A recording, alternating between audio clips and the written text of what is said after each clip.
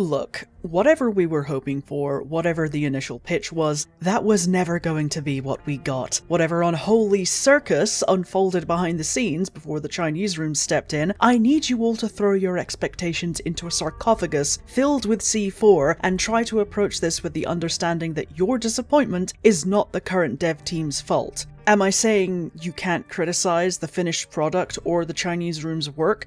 No. What I'm saying is that the hell this game went through from announcement to release because of management decisions should be taken into account when discussing the things we don't like or could have been done better.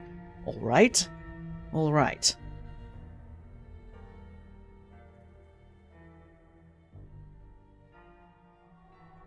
Now, this is not going to be a full review. I'm already working on a big project right now, so I just wanted to give my first impressions and maybe do a deeper dive later on. I like the game so far. It's fine. It is a perfectly serviceable action RPG, the atmosphere is good, the voice acting is well done overall, I like the customization options for the Nomad, the traversal of city rooftops and buildings is smooth and makes me feel like a creature of the night when I leap across a street and glide through the air in the Seattle snow. I like the visual framing when you're talking to Fabian, the Malkavian detective hitching a ride in your head. His delivery and cadence in particular is almost soothing. The dialogue has also gotten a few laughs out of me, and I'm curious to see where the story is actually going.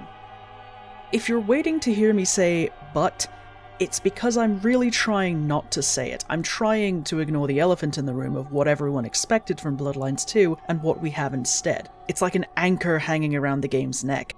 But what is even going on here? It starts with us waking up in a derelict building, a security guard is shining a flashlight in our eyes, and the first prompt we get is to feed. Sucks for him, but a vampire's gotta eat. Unfortunately, he's not alone, and upon running into a colleague of his, mouth freshly dripping with blood and dressed in tattered linens, he immediately tries to throw hands only to get thrown by ours, which honestly took me off guard when it happened and neatly highlights how dangerous even weakened vampires are to a regular human. Navigating through the dismal depths of dilapidated walls and collapsed floors, we're swiftly introduced to the fact that we're not alone in our own head. A voice comes to life identifying himself as Fabian, and he doesn't have a lot of answers for us on how he got in our head or who put the occult brand on the back of Nomad's hand. Fabian will at least provide our fish out of temporal water ass with pointers and information about the time we've woken up in, as Nomad soon realizes she's been asleep for about 100 years or so.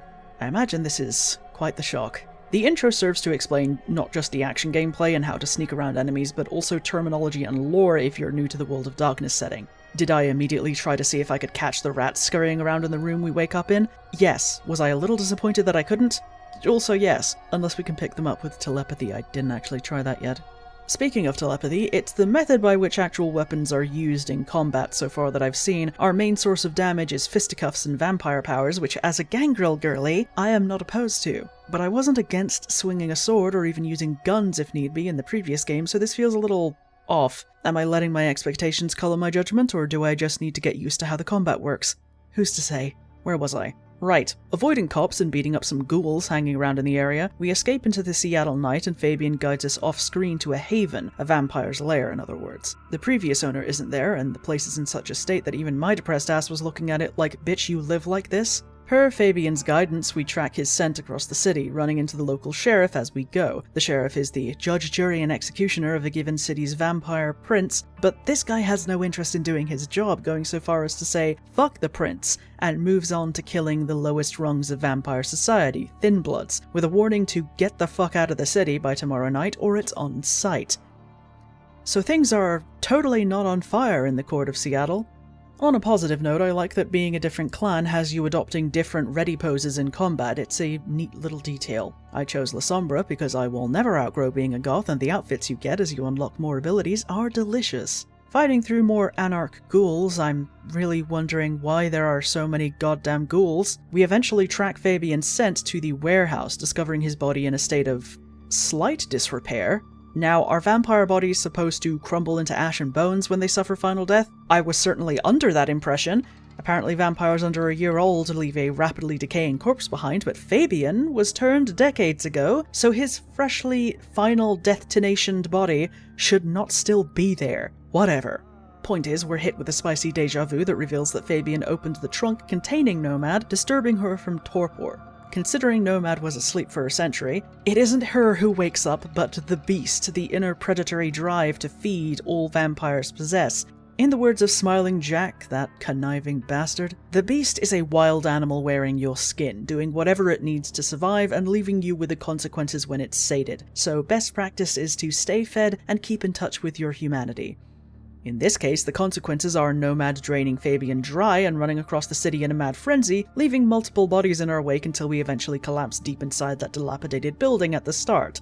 Firstly, that's a Masquerade violation. Humans aren't supposed to know about us, so leaving a string of bloodless bodies with reports of a lightning-quick madwoman with the blood on her mouth and clothes is, not great. Secondly, a vampire draining another vampire to final death is known as diablerie, and it is very much frowned upon, or outright illegal depending on who you ask, unless you ask the Sabbat, but we're not getting into that. Neither of these things put us in a good light, and Fabian warns us against telling anyone about him or what happened, both because diablerie is considered a disgusting offense, and being a Malkavian, he knows people don't react well to someone having voices in their head. In need of protection and permission to roam the city, Fabian points us in the direction of Lou Graham, the former prince of the city who abdicated her position decades ago to the current Prince Campbell, which is not usually what happens. Vampires in that high up position of power tend to hold on to it like a bear trap with merciless force. Still, she remains highly influential and she'll be able to put us in conversation with the prince as long as we make a good impression. On the way up to meet her, a memory of Fabian's bleeds through, showing his first meeting with Lou and her sister Rosalind, presented to the court as a newly turned child of his sire Gideon. When we return to the present, things are a little different, as in blood-soaked, with the bodies of anarch ghouls everywhere. Meeting Lou is our first proper conversation with someone who isn't Fabian, and it's important to think about what you say and who you say it to, as your dialogue choices will affect their attitude towards you. So far that I've seen, this encourages a sort of balancing act between the gamer urge towards exhausting all your dialogue options and taking into account how the character might respond to you asking about the sister they never mentioned to you and you shouldn't know anything about. I saw that option like a hand grenade waiting to go off and avoided it, preferring not to piss off Temu Jessica Chastain.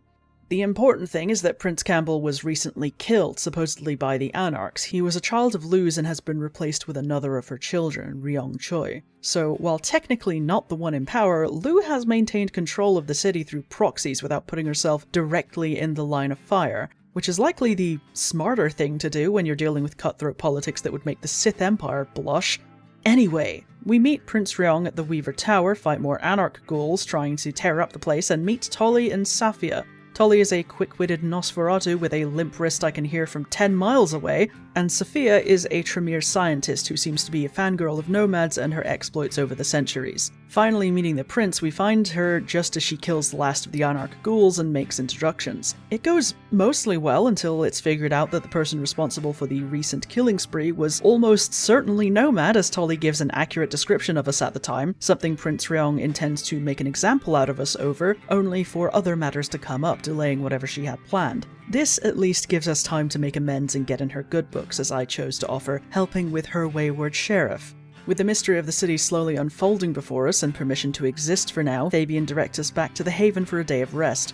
This is about where I stopped because it was getting late, so again, I like it so far. I like the characters, the vibes, the movement across rooftops. While the development hell this game went through absolutely should be acknowledged, if you're disappointed by what we got, I understand, but that should be squarely aimed at whatever the hell happened at Hardsuit Labs and Paradox Interactive. The animations when you're talking to someone can feel a little off or repetitive sometimes. I'm not a huge fan of the combat so far, but I put that down to a skill issue on my part, and yes, of course I'm disappointed that we didn't get the real Bloodlines 2. Obviously. But as I said, we weren't going to get that game. It was dead as soon as things started going south at Hardsuit Labs. The kitchen was on fire, and someone managed to come in, put the fire out, and create a decent meal out of what was left. So I'm just trying to enjoy that and keep it moving. Do I recommend it? I haven't played enough to confidently say one way or another if it's worth your time and money. A friend pre-ordered it for me as a gift and we've been waiting to play it for 6 years, so I'm hardly unbiased in my desire to like the game, even if at the same time I'm deeply frustrated by what happened along the way. Just do what sparks joy.